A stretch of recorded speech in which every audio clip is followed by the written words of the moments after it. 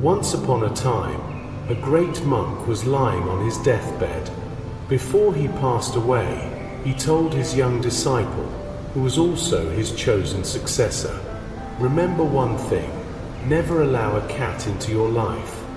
These were his final words. Soon after, the monk passed away. Everyone was surprised. Why would such a wise master say something so strange about a cat?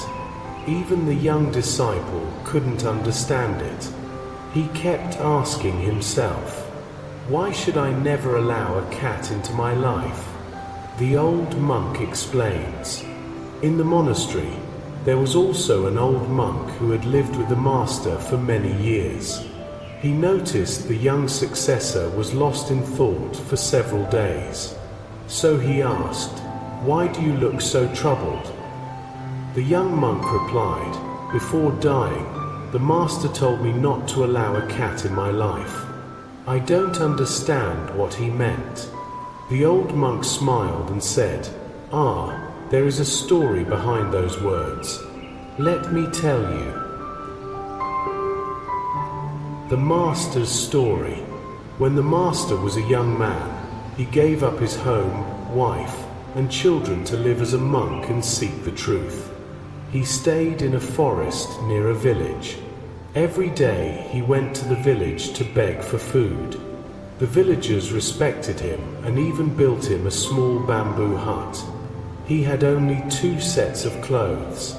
But soon, rats began entering his hut and chewing on them. Troubled, he told the villagers. One villager said, "Why don't you keep a cat? It will chase away the rats." The monk agreed. The cat solved the rat problem. But now, the monk had to feed the cat. So he went to the village more often to ask for milk. This became another problem. The villagers said, "Why don't you keep a cow? Then you'll have milk for the cat and yourself." The monk agreed again. But soon he realized the cow needed grass and care. The villagers suggested, "It's not right for a monk to beg for grass. We know a widow in our village. She can stay with you and take care of the cow, the cat, and the hut." The widow moved in. She worked hard, and the monk helped her in the fields. Slowly, they began spending more time together. Eventually, their relationship grew close, and she gave birth to a child. The monk, who once spent all day meditating, was now busy working in the fields to support his family.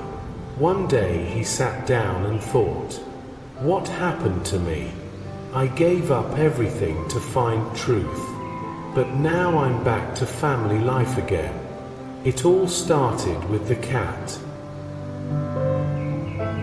The lesson. The old monk finished the story and said, "My friend, when the master told you not to allow a cat into your life, he was not talking about real cats. He meant, never let your mind fall into small distractions or temptations. If you give your mind even a little space, it will want more.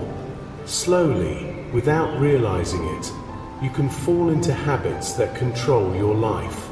For example, a young man may think, "I'll just watch something bad once," but slowly it becomes a habit.